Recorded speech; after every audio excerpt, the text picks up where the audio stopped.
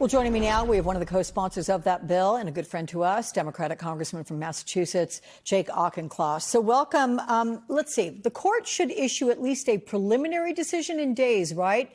Do you expect the justices to set aside TikTok and some of its users' First Amendment concerns and allow the ban to go into effect? That would be a week from tomorrow, Sunday the 19th. Good afternoon, Alex. Thanks for having me on.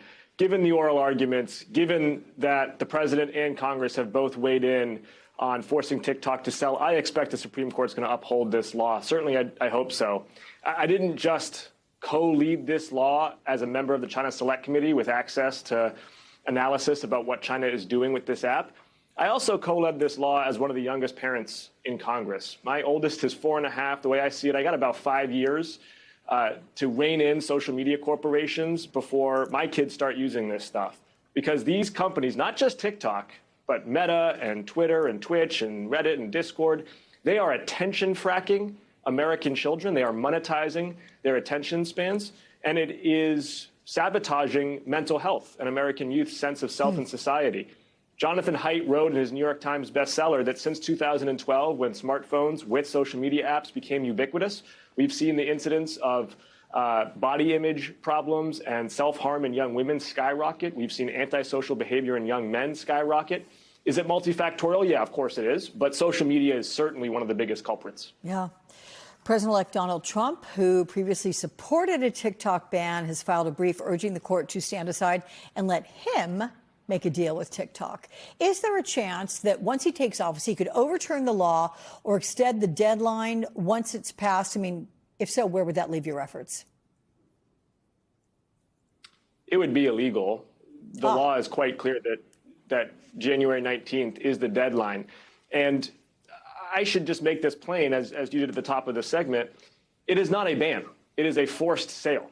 TikTok is free to operate in the United States. It needs to be owned and controlled by a company that answers to the United States Congress, not to the Chinese Politburo, because the Chinese Communist Party has been using this app to amplify content that is anti-American, that undermines our cohesion as a society. Meanwhile, they do not let the version of TikTok available on the Chinese mainland amplify any of that content. That content is usually educational in nature, and they actually put a 45-minute time limit for most of their underage users. So we can already see that the CCP has a split-screen view of how to use TikTok, and there is no reason why we have to allow ourselves to be subject to their ideological manipulation, what Xi Jinping calls the smokeless battlefield. It'd be like if in the 1960s Walter Cronkite was a Soviet spy. It's just nonsensical that this is somehow a First Amendment issue.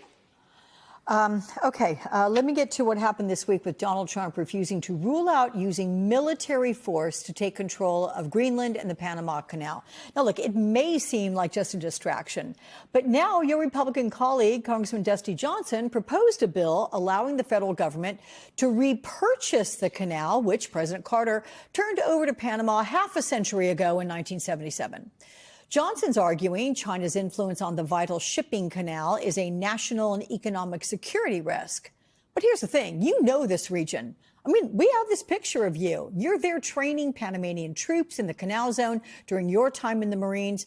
Panama says it is not interested in selling. So should this even be up for conversation? Do you believe Donald Trump is serious about a revival of American expansionism this way?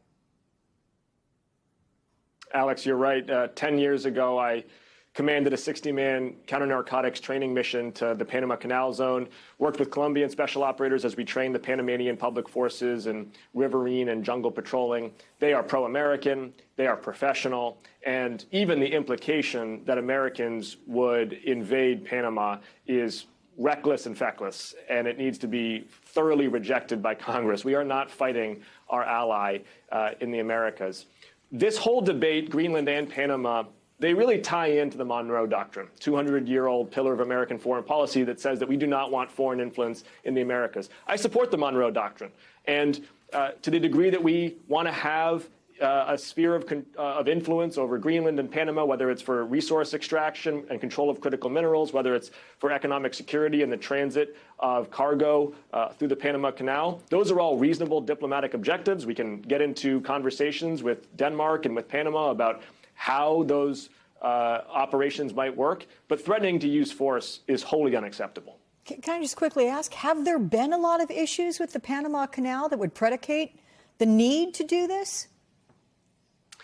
What President Trump has been pointing to is that two Hong Kong domiciled companies have operations, maritime operations at either end of the Panama Canal. He thinks that the United States is getting a bad rate through the Panama Canal. I actually haven't seen evidence of that. If in fact, the treaty allows the United States naval ships to transit through the Panama Canal at discounted rates and with expedited priority. So if anything, the United States has a slight advantage at the Panama Canal. Now, it is true, though, Alex, that the Chinese have influence throughout the Americas. They have influence in telecoms and local media and politics and resource extraction. We do have to be concerned about the CCP operating in our backyard. But the way to counteract that is not to bully a small ally. The way to counteract that is to show up in these South American and Central American capitals bearing deals for trade and investment that are better than the deals that the CCP are coming with.